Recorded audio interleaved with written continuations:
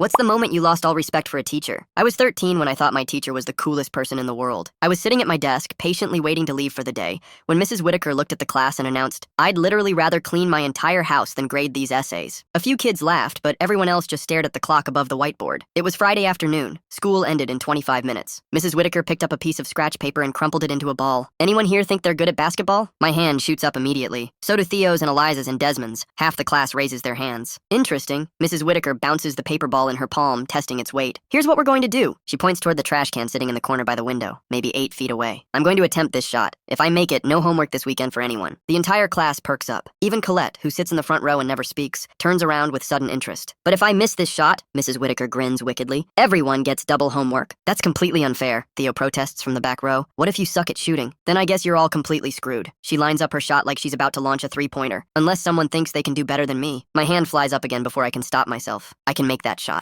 "Oh, really, Michael?" Mrs. Whitaker raises an eyebrow. "You want to take responsibility for everyone's entire weekend?" The pressure hits me as 25 pairs of eyes turn in my direction. Eliza gives me an encouraging nod from her seat. Even Desmond, who usually couldn't care less about anything school-related, leans forward with interest. "Do it, Mike," Theo whispers loud enough for everyone to hear. "You made that crazy shot in gym class yesterday." Mrs. Whitaker tosses me the paper ball. It feels lighter than I expected. "All right, Michael. Same exact deal. You make the shot, nobody gets homework. You miss, everyone gets double." She's actually smiling at me like she wants me to succeed. Like we're all in this together instead of her trying to torture us with 5-paragraph essays about symbolism. "No pressure or anything," Eliza calls out, making the whole class laugh. I stand up and move away from my desk to get a better angle. The trash can sits there like a target, challenging me. "Take your time," Mrs. Whitaker says. "I really don't want to spend my Saturday night grading papers about metaphors." This is exactly why she's different from every other teacher in this school. Mr. Rodriguez would never admit he doesn't want to grade homework. Ms. Santos acts like teaching is some kind of sacred calling, but Mrs. Whitaker treats us like we're all stuck in the same boring situation together. "You totally got this," Theo says under his breath. I roll the paper ball between my palms, getting a feel for it. Everyone's watching, but nobody's making jokes or trying to distract me. They all want the same thing I want. "Whenever you're ready," Mrs. Whitaker says. She leans against her desk with her arms crossed, but she's not rushing me or making me nervous. I take a deep breath and bend my knees slightly. Line up the shot exactly like Coach Sorrell taught us in basketball. Funny that the principal and the basketball coach have the same last name. The room goes completely silent except for the hum of the fluorescent lights overhead. I focus on the center of the trash can. Imagine the perfect arc, the exact amount of force I need. Everyone holds their breath as I pull my arm back. I flick my wrist forward and release the ball in one smooth motion. The paper ball soars through the air in perfect slow motion. Good rotation, perfect trajectory. It's going to be close. The entire class watches it arc toward the target. Someone makes a tiny gasping sound. At the exact moment the ball drops through the center of the trash can with a soft thud,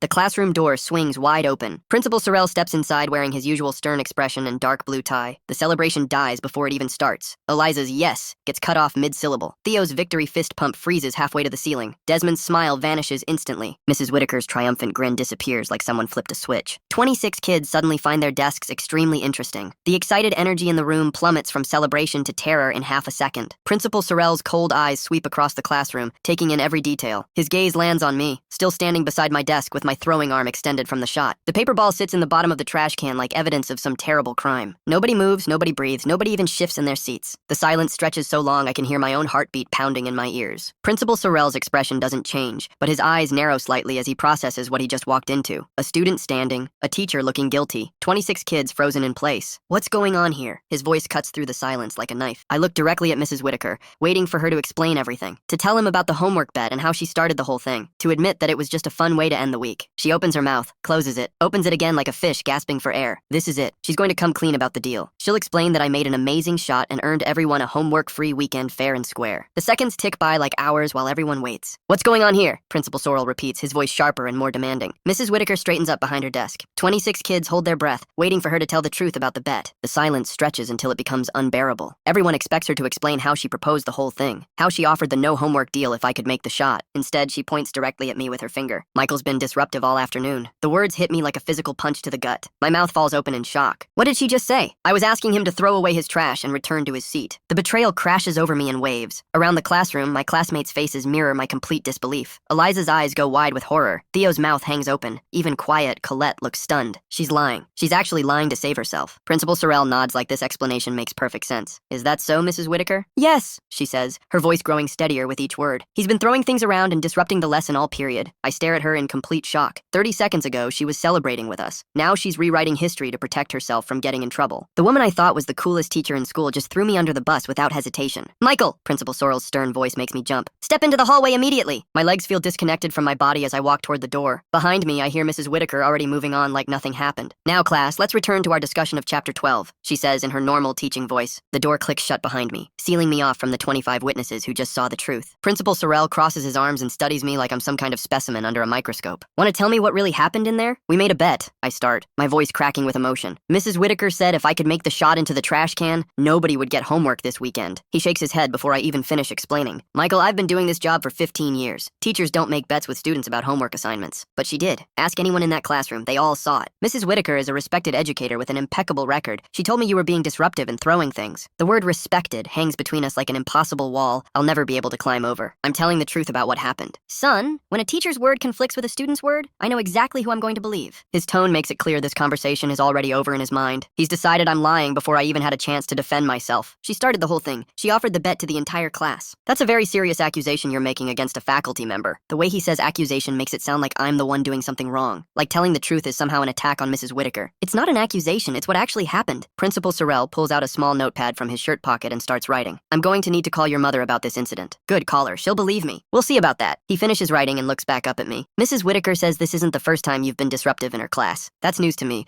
I've never been in trouble in her class before today. Never been in trouble anywhere before today. She's lying about that too. Michael, I strongly suggest you stop digging yourself into a deeper hole. The unfairness of it all crashes down on me. I won the bet fair and square. I made the shot that everyone wanted me to make. And now I'm being punished for it because Mrs. Whitaker chose to lie instead of admitting the truth. I want to go back in there and have her tell you the real story. That's not going to happen. You're coming to my office right now. As we walk down the empty hallway, I can hear Mrs. Whitaker's voice continuing the lesson through the closed classroom door. Like nothing happened. Like she didn't just destroy my credibility to save herself from a harmless bet she created. Principal Sorrell's office feels like a courtroom where the verdict was decided before I walked in. He settles behind his desk and opens a thick file folder. Let's review your record, Michael. The system suddenly makes perfect sense. It doesn't matter what really happened. It only matters who has more authority. Mrs. Whitaker is a teacher. I'm just a student. Case closed. I've been looking through your file while we walk down here. Principal Sorrell flips through several pages like he's building a criminal case against me. Each paper he examines makes his frown deeper. Says here you were late to first period 3 times this month. The bus was late those days. I can't control traffic. And last week you forgot your textbook in Mr. Rodriguez's class. I stare at him in disbelief. I brought it the next day. That's not being disruptive. There's also a note here about talking during a quiz in Mrs. Santos's room. I asked Theo for a pencil because mine broke. She said it was fine. Principal Sorrell keeps flipping pages like he's searching for more ammunition. This paints a picture of a student who doesn't follow rules consistently. The realization hits me like cold water. He's rewriting my entire school experience to fit his narrative. 3 tardy slips and a broken pencil suddenly make me a chronic troublemaker. Those things have nothing to do with what happened today. They show a pattern, Michael. A pattern of disrespect for classroom environment. Pattern. The word makes my skin crawl. He's taking normal kid stuff and turning it into evidence that I'm some kind of problem student. Mrs. Whitaker lied to you about the bet. Or you're lying to me about Mrs. Whitaker. The way he says it makes it clear which option he believes. Teacher versus student. Adult versus kid. Authority versus nobody. Why would I make up something like that to avoid getting in trouble for disrupting class? His logic is completely backwards, but it doesn't matter. He's already decided I'm guilty of something, so every word out of my mouth just proves it more. The punishment for this incident is a 3-day suspension. The words hit me like a sledgehammer. Suspension. For winning a bet that my teacher created. 3 days? Yes, today, Monday, and Tuesday. You can return Wednesday morning. I can't process what's happening. I made a perfect shot that everyone wanted me to make. Mrs. Whitaker offered the deal herself, and now I'm being kicked out of school for it. This is completely unfair. What's unfair is disrupting your classmates' learning environment. He's not even talking about the same event anymore. In his version,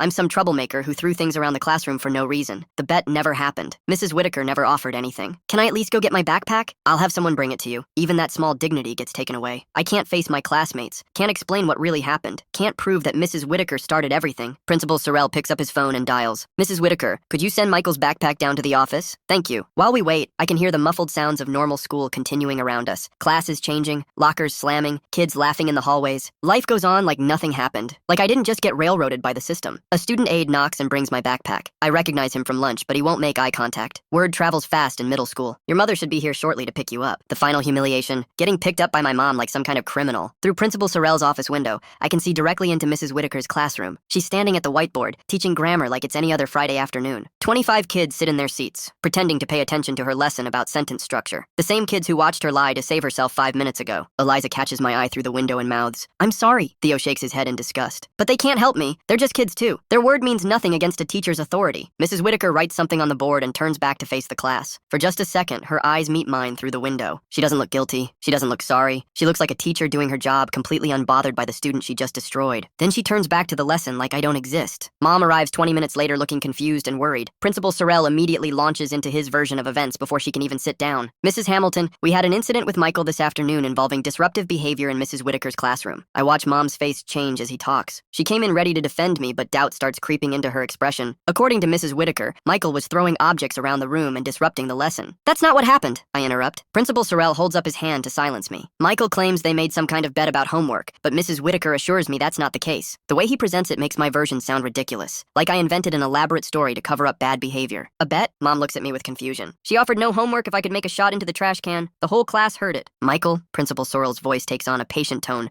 like he's dealing with a child having a tantrum. Teachers don't make bets about homework with students. But she did. Ask anyone who was there. Mom looks back and forth between us, trying to figure out who to believe. I can see the uncertainty growing in her eyes. Mrs. Whitaker has been teaching here for 8 years, Principal Sorrell continues. She has an excellent reputation and has never had issues like this before. He's building his case methodically. Experienced teacher versus problem student. Reliable adult versus kid making excuses. Michael's had some minor infractions this semester. Nothing serious, but it shows a pattern. There's that word again. Pattern. Like being late because of bus problems makes me a habitual liar. What kind of infractions, Mom asks. Tardiness, forgetting materials, talking during quiet work time. Mom turns to me with disappointment starting to show. Michael, is that true? Those things aren't related to today at all. They show disrespect for classroom rules, Principal Sorrell says smoothly. I watch my own mother start to believe his version over mine. The doubt in her eyes grows stronger with each word he speaks. I understand this is difficult, he continues, but Michael needs to learn there are consequences for disruptive behavior. What consequences are we talking about? Mom asks. 3-day suspension starting today. Mom's face falls. Suspension sounds serious, like something only bad kids get. Michael, tell me honestly what happened. I am telling you honestly. Mrs. Whitaker made a bet with the class. If I could throw a paper ball into the trash can,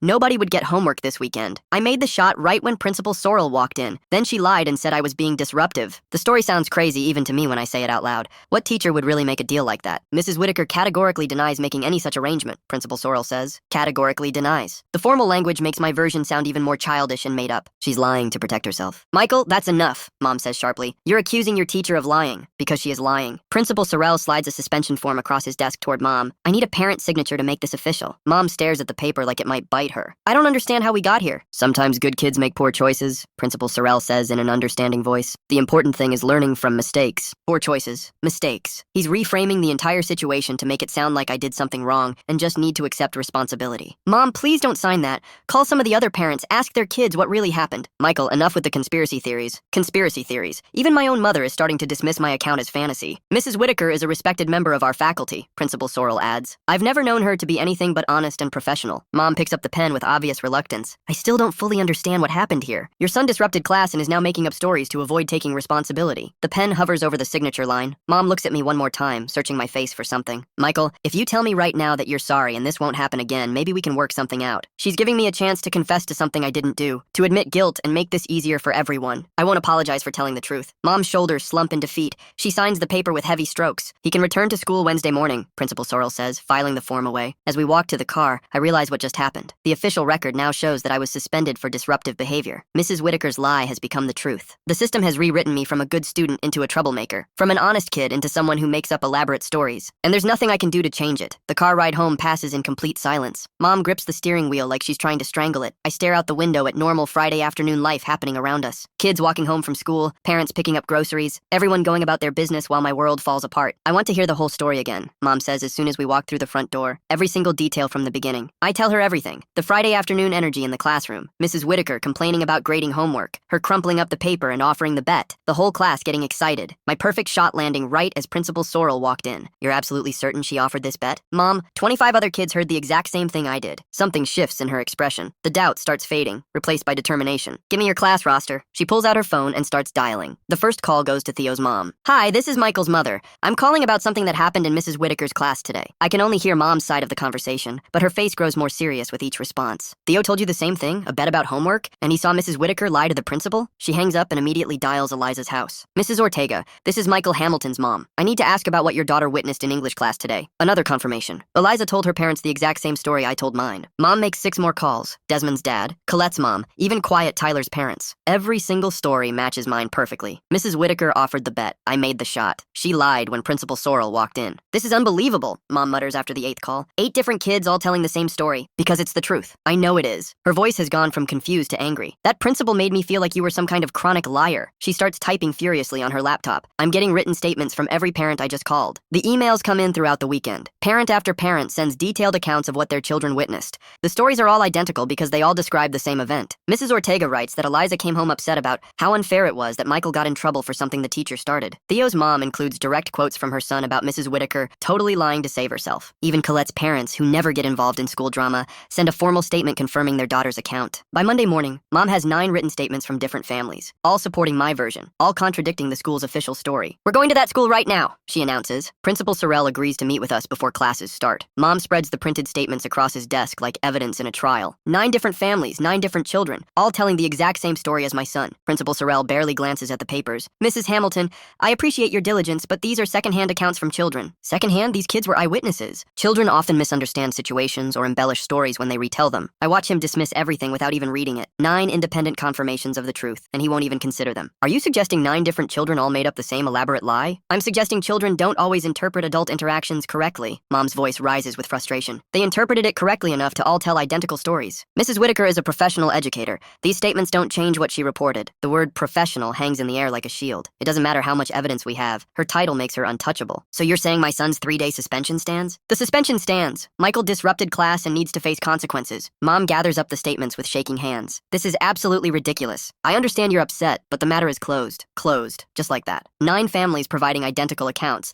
and the matter is closed because a teacher said something different. As we walk back to the car, the realization hits me like a freight train. This was never about finding the truth. It was always about protecting Mrs. Whitaker and the school's authority. The system doesn't care about justice. It cares about maintaining order and protecting its own people. I can't believe this, Mom says, slamming her car door. But I can believe it. It makes perfect sense now. Schools aren't built to serve students. They're built to protect themselves. Principal Sorrell would rather punish an innocent kid than admit a teacher lied, because admitting Mrs. Whitaker lied would mean admitting the system failed. And the system can never fail. It can only be failed by troublemakers like me. 9 written statements sit worthless in Mom's lap. The truth documented and dismissed. Evidence that means nothing because it challenges authority. What do we do now? Mom asks. Nothing, I say quietly. There's nothing we can do. The institution has spoken. Mrs. Whitaker's lie becomes official truth. My suspension stays on my permanent record, and everyone involved pretends this is how justice works. I understand now why Principal Sorrell never even read those statements. He couldn't afford to find them convincing, because if 9 kids were telling the truth, then the system he represents just destroyed an innocent student to protect a lying teacher. Better to dismiss the evidence than face that reality. The car engine starts, but neither of us moves. We sit in the school parking lot while the truth dies around us. Wednesday morning feels like walking into enemy territory. Word is spread about my suspension. Kids in the hallway whisper and stare as I pass. Some of them know the real story. Others just know I got suspended for being disruptive. The details don't matter to most people. Suspended equals troublemaker in their minds. I walk into Mrs. Whitaker's classroom like nothing happened. She greets me with a bright smile that makes my skin crawl. Welcome back, Michael. I hope you had a good few days off. Days off. Like suspension was some kind of vacation instead of punishment for her lie. I take my seat without responding. 25 classmates who witnessed everything avoid eye contact. They know the truth, but can't help me. The social cost becomes clear immediately. Teachers look at me differently now. Mr. Rodriguez watches me suspiciously during English class. Miss Santos asks if I'm having a better day today in science. My permanent record now includes a suspension for disruptive behavior. Every teacher who sees that file will assume I'm a problem student before they even meet me. During lunch, Theo slides into the seat across from me. Dude, I'm so sorry about what happened. Yeah, well, nothing we can do about it now. It's completely unfair. Everyone knows she lied. Eliza joins us with her tray. My mom was so mad when she found out the principal wouldn't listen to our parents. Sorry doesn't change anything, I say quietly. They both look uncomfortable. Sorry is all they can offer,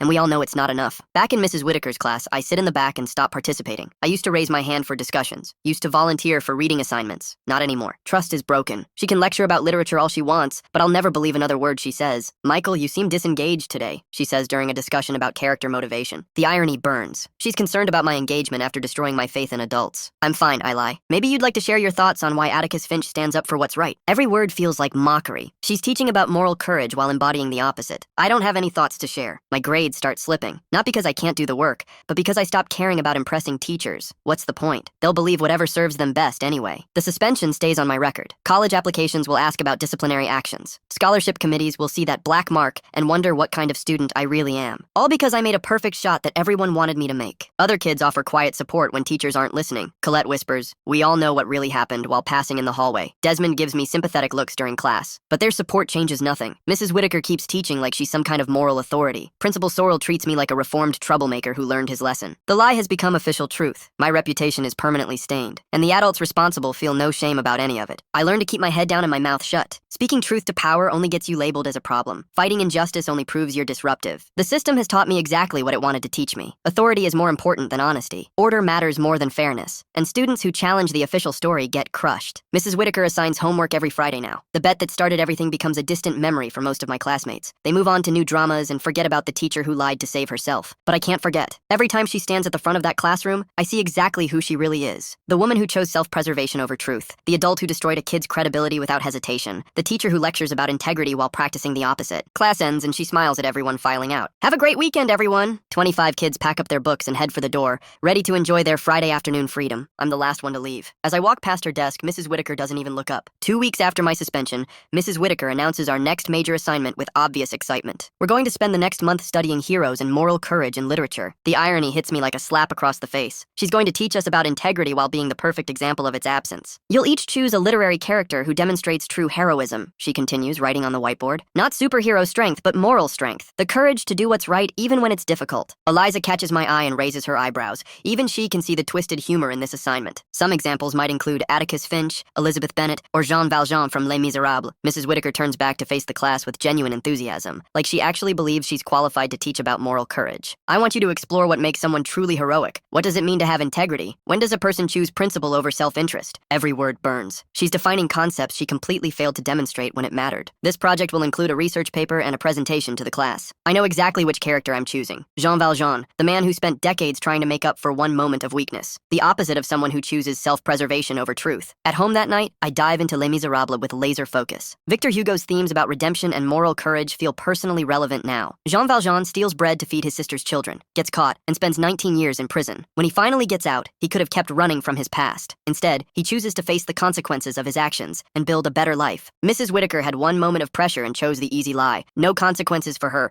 all the consequences for me. I write my research paper with surgical precision. Every paragraph contrasts Jean Valjean's moral courage with examples of cowardice and self-preservation. I never mention Mrs. Whitaker by name, but every word is aimed directly at her. True integrity means accepting responsibility for your choices, especially when facing authority figures who might punish you for honesty. I also research Ida B. Wells, the journalist who exposed lynching in the American South despite death threats. Another example of someone who chose truth over safety. Wells could have stayed silent to protect herself. Instead, she documented uncomfortable truths that powerful people wanted to ignore. The paper practically writes itself. Moral courage versus cowardice. Truth versus self-preservation. Integrity versus hypocrisy. When I turn it in, Mrs. Whitaker skims the first page and smiles. This looks like excellent work, Michael. I'm glad to see you engaging with the material again. Engaging. If she only knew how personally engaged I am with this particular material. A week later, she hands back my graded paper, A+ written in red ink at the top. Outstanding analysis of moral complexity, her comment reads. You show mature understanding of what true heroism requires. The irony is so thick I can barely breathe. She's praising my understanding of integrity while being the perfect example of its absence. Parent-teacher conferences happen the following week. Mom and I sit across from Mrs. Whitaker in the same classroom where everything started. Michael's work has really improved lately, Mrs. Whitaker says with apparent sincerity. His essay on moral courage was particularly insightful. Mom's jaw tightens, but she keeps her voice level. That's good to hear. I was a bit concerned about his disengagement after the incident a few weeks ago. Incident. She calls her lie an incident, like it was some natural disaster nobody could control. But he seems to be finding his academic focus again. Michael's always been focused, Mom says carefully. Sometimes external circumstances affect students' attitudes toward school. Mrs. Whitaker nods sympathetically. Middle school can be challenging. Students sometimes struggle with authority and classroom expectations. I watch her reframe everything to make me the problem. Even now, weeks later, she can't admit what really happened. I think we've moved past any issues, she continues. Michael is doing excellent work. Mom forces a smile. We appreciate your perspective. The meeting ends with handshakes and polite goodbyes. Mrs. Whitaker has no idea that Mom documented her lie with 9 parent statements. No clue that we know exactly who she is. Walking to the parking lot, Mom finally speaks. I wanted to throw those parent statements in her face. It wouldn't matter. She'd just deny everything again. The way she talked about external circumstances and struggling with authority, like you were the problem. I am the problem. I'm the one who knows the truth. Mom stops walking and looks at me. What do you mean? She can't admit what she did because that would mean admitting she's not the person she pretends to be. So I become the troublemaker, the kid with authority issues, the student who needs to find his focus. The pattern becomes crystal clear. This isn't just about one lie. It's about power and how institutions protect themselves. Mrs. Whitaker will keep teaching about integrity while practicing hypocrisy, and everyone will pretend that's normal. Presentation day arrives with nervous energy filling the classroom. Mrs. Whitaker has arranged the desks in a circle so everyone can see each speaker. Who wants to go first? She asks cheerfully. Theo volunteers and gives a solid presentation about Atticus Finch. Finch. Eliza follows with Elizabeth Bennet. Standard choices with safe analysis. Michael, you're up next. I walk to the front of the classroom carrying my notes about Jean Valjean. 25 classmates watch expectantly. Mrs. Whitaker settles into her chair with an encouraging smile. My presentation is about true integrity and what it means to take responsibility for your choices. I launch into Jean Valjean's story. The theft, the prison sentence, the years of redemption. Mrs. Whitaker nods approvingly as I explain the plot. But the most important moment in the entire novel happens when Valjean has to decide whether to reveal his identity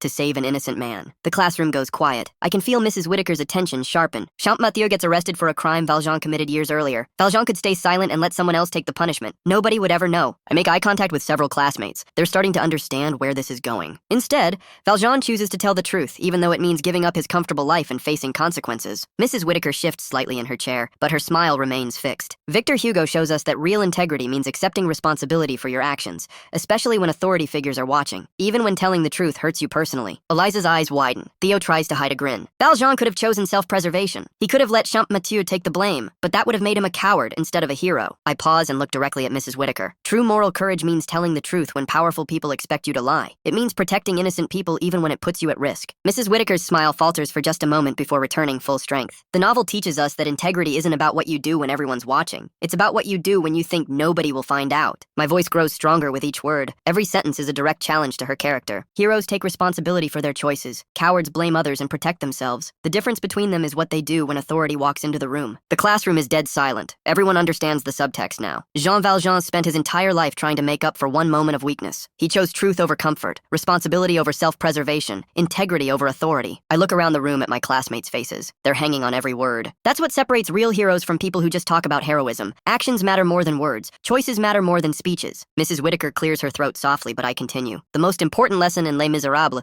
is that you become who you choose to be in moments of pressure, when authority demands an explanation, when telling the truth might cost you something. I close my notes and return to my seat. The silence stretches for several seconds. Mrs. Whitaker stands up slowly, her smile firmly back in place. That was a very insightful analysis, Michael. You clearly understand the complexity of moral choice. She writes A+ in her gradebook with deliberate strokes. Your understanding of character motivation is quite mature for someone your age. The praise feels like acid. She's either completely oblivious to what I just said, or she's pretending not to understand. Who wants to present next? She asks the class like nothing happened. Colette volunteers and starts talking about Scout Finch. Normal classroom energy returns. My moment of truth-telling gets absorbed into the regular flow of academic discussion. But something fundamental has shifted inside me. I've stopped expecting Mrs. Whitaker to admit her lie or show any real remorse. Instead, I've learned to weaponize her own curriculum against her. She wants to teach about integrity? Fine. I'll show her what integrity actually looks like. She can give me all the A's she wants. She can praise my mature understanding. She can pretend my words don't apply to her. But we both know exactly what I said, and we both know exactly why I said it. The truth is now permanently part of the classroom record, hidden in plain sight as academic analysis. She'll never confess to her lie, but I'll never stop speaking truth to power. The final week of the semester arrives with Mrs. Whitaker in full inspirational teacher mode. She's planned what she calls a culminating celebration of everything we've learned about moral courage. Friday afternoon, she stands at the front of our classroom wearing her best professional dress and brightest smile, the same smile she used when she lied to Principal Sorrel 3 months ago. Before we say goodbye for winter break,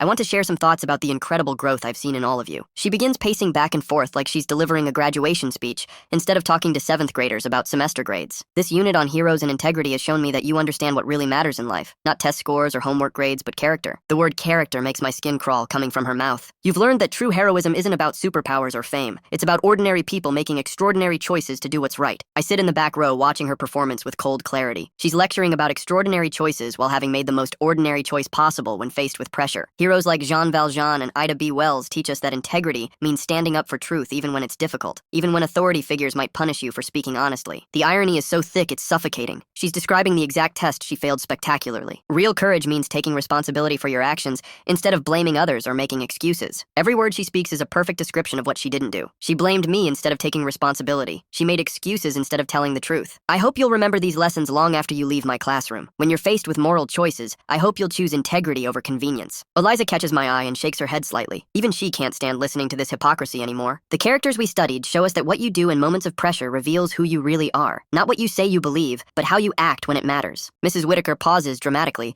like she's delivering profound wisdom instead of describing her own failure. Authority figures will test your commitment to truth throughout your lives. Teachers, bosses, politicians, they'll all present situations where lying seems easier than honesty. I almost laugh out loud. She's warning us about authority figures who pressure people to lie while being exactly that kind of authority figure herself. But remember what Victor Hugo taught us through Jean Valjean. Integrity means telling the truth, even when powerful people expect you to lie, even when honesty might cost you something. The classroom falls completely silent. Everyone understands understands who she's really describing, even if she doesn't. That's the kind of moral courage I hope to see from each of you as you grow into young adults. She concludes her speech with obvious satisfaction, like she's just delivered life-changing inspiration instead of a masterclass in unconscious self-condemnation. You've all grown so much this semester. I'm proud of the character you've developed. The bell rings, signaling the end of class and the end of the semester. Students pack up their books with the excited energy of upcoming winter break. Michael, could you stay behind for a moment? Mrs. Whitaker asks as everyone files out. I approach her desk cautiously, wondering what she wants to discuss. I wanted to tell you personally how impressed I've been with your work lately, she says with genuine warmth. Your essay on moral courage was absolutely outstanding. Thank you. You have a real gift for understanding complex themes. Your analysis of integrity and responsibility showed remarkable maturity. She has no idea that my understanding comes from watching her demonstrate the opposite of everything she teaches. I hope you'll continue developing that analytical mind in high school. You have the potential to do great things. Mrs. Whitaker reaches into her desk drawer and pulls out a book. I wanted to give you this copy of Les Miserables. It's my personal copy from college, full of notes and insights. She hands me the worn paperback like she's passing down sacred wisdom. I think you'll appreciate Hugo's message even more as you get older. The themes about integrity and moral courage will stay with you for life. I accept the book and flip through pages covered with her handwritten comments about redemption and ethical responsibility. Thank you, Mrs. Whitaker. This is very thoughtful. You've learned what these stories are really about, Michael. Not everyone grasps the deeper meaning. The deeper meaning. She thinks I understand literature when what I really understand is hypocrisy. I hope you have a wonderful winter break, she continues. When you come back next semester, you'll be in Mr. Rodriguez's advanced English class. He's lucky to have such an insightful student. I appreciate everything you've taught me this semester. The words come out automatically, but they're more true than she realizes. She has taught me everything I need to know about integrity by showing me its complete absence. Keep reading, keep thinking, and keep standing up for what you believe in. Mrs. Whitaker extends her hand for a formal handshake, like we're concluding a business meeting. It's been a pleasure having you in class. I shake her hand and look directly into her eyes. For just a moment, I wonder if she sees the knowledge there, if she understands that I know exactly who she is, but her smile never wavers. Either she's completely oblivious to the parallel between her words and her actions, or she's chosen to ignore it completely. Have a great break, Michael. I walk toward the door, carrying her gift and her praise. At the threshold, I turn back for one final look. Mrs. Whitaker is already erasing the whiteboard, wiping away the semester's lessons about moral courage and integrity, getting ready for winter break and a fresh start with new students who don't know her secret. Mrs. Whitaker? She turns around expectantly. Thank you for teaching me what integrity really means. You're very welcome. I'm glad the lessons resonated with you. I leave the classroom understanding that she'll never see the irony. She'll never admit what she did or acknowledge how it changed me. But that's okay. The real victory isn't her confession or apology. The real victory is that I've learned to see through the gap between words and actions. She gave me something far more valuable than literary analysis. She taught me that authority figures aren't automatically trustworthy, that institutions protect themselves over individuals, that moral courage is rare precisely because it requires sacrifice. Mrs. Whitaker will keep teaching about heroes while being the perfect example of their opposite. She'll inspire future students to stand up for truth while having failed that exact test herself. And I'll remember this lesson for the rest of my life. Not because of what she taught me about Jean Valjean, but because of what she taught me about herself. The showdown isn't dramatic or loud. It's the quiet recognition that I see through her completely, and she has no idea. That's enough. Winter break passes in a blur of normal teenager stuff. Video games, sleeping late, hanging out with friends who've already moved on from 7th grade drama. But I can't move on. Every time someone mentions Mrs. Whitaker or asks about English class, the betrayal comes flooding back. Theo talks about how cool she was before that whole thing happened. Eliza mentions missing her funny comments about homework. Even Desmond says he learned a lot in her class. They remember the teacher who made learning fun. I remember the adult who chose self-preservation over truth. The difference is permanent. They experienced a semester of engaging literature discussions. I experienced a complete loss of faith in authority figures. Going back to school in January feels different. I walk through hallways with new eyes, understanding that every adult here is part of the same system that protected Mrs. Whitaker's lie. Mr. Rodriguez welcomes me to advanced English with enthusiasm about my excellent analytical skills. He has no idea those skills came from analyzing real-world hypocrisy instead of fictional characters. Mrs. Whitaker spoke very highly of your work, he tells me during our first class. Of course she did. In her version of events, I'm the student who overcame behavioral problems and found academic success, the troublemaker who learned to respect authority and focus on learning. She gets to be the inspiring teacher who helped a difficult student. I get to be the redemption story that proves her methods work. The official narrative erases everything that actually happened. The bet, the lie, the cover-up, none of it exists in the school's records. Just a suspension for disruptive behavior and a teacher who showed patience with a struggling student. Other teachers treat me like a success story now. The kid who learned his lesson and got back on track. They don't know they're congratulating me for accepting injustice quietly. Mrs. Whitaker waves when we pass in the hallway, always friendly and encouraging, like we share some special bond from overcoming challenges together. I wave back politely, maintaining the fiction that everything worked out fine. But inside, I've changed permanently. Teachers aren't automatically protectors or truth tellers. Principals aren't guardians of fairness. Schools aren't institutions of justice. They're systems designed to preserve themselves, and individual students are expendable when protecting authority becomes necessary. That's the real lesson from 7th grade English. Not about literary themes or character development, but about how power works in the real world. Mrs. Whitaker is still teaching about integrity and moral courage, still inspiring students to stand up for truth and take responsibility for their actions. And I'm the only one who knows she failed failed every test she teaches others to pass. The resolution isn't external. No apologies, no admissions, no justice. The resolution is internal, the clear-eyed understanding of exactly who she is and what she represents. I know the truth about Mrs. Whitaker. I know the truth about the system that protected her. And I know those truths will guide every interaction I have with authority for the rest of my life. That knowledge is both a burden and a gift. 20 years later, I still remember that Friday afternoon with perfect clarity. The excitement in the classroom, Mrs. Whitaker's offer, my perfect shot arcing through the air, Principal Sorrell's entrance at the worst possible moment. But mostly I remember the choice Mrs. Whitaker made in that instant of pressure. The split-second decision that revealed who she really was beneath all her lectures about moral courage. That crumpled paper ball became a symbol of lost innocence. The moment I learned that adults lie to protect themselves and institutions cover for their own. The lesson guides me still. In job interviews, I watch for gaps between stated values and actual behavior. In relationships, I judge actions over words. In politics, I assume self-interest until proven otherwise. Mrs. Whitaker taught me the most valuable lesson of my education, not through literature or classroom discussions, but through her own spectacular failure of character. She wanted to inspire us with stories of heroes who chose truth over convenience. Instead, she became the perfect example of someone who chose convenience over truth. I never thanked her for that lesson, but I've used it every day since. Sometimes the best teachers are the ones who show you exactly what not to become. Adults in positions of authority will lie to protect themselves. That institutional systems are designed to protect those in power, rather than seek truth or justice. And that integrity is revealed through actions under pressure, not through words in comfortable circumstances. Walking out of Roosevelt Middle School on that final day of the semester, I carry with me a hard-earned and permanent understanding of how power works, how easily it can be abused, and how rare true moral courage actually is when personal interests are at stake. Mrs. Whitaker tried to teach us about moral courage and personal integrity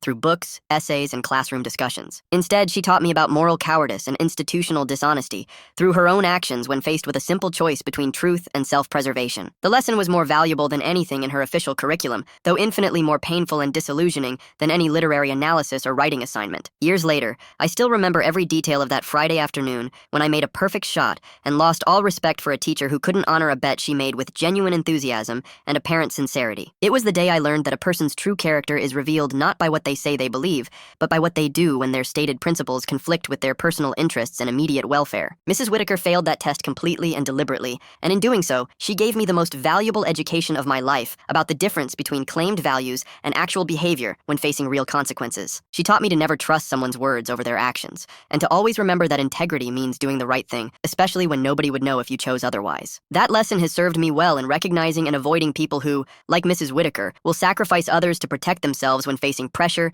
inconvenience, or potential consequences for their own choices and actions. The paper ball that started everything might have been just a piece of crumpled notebook paper, but it revealed something far more important and lasting, the true character of an adult I thought I could trust and respect. And that revelation, painful and disillusioning as it was at the time, prepared me better for understanding the real world than any official lesson plan or educational curriculum ever could have accomplished. Thanks for watching. Don't forget to subscribe, like, and drop your favorite part in the comments. See you in the next one.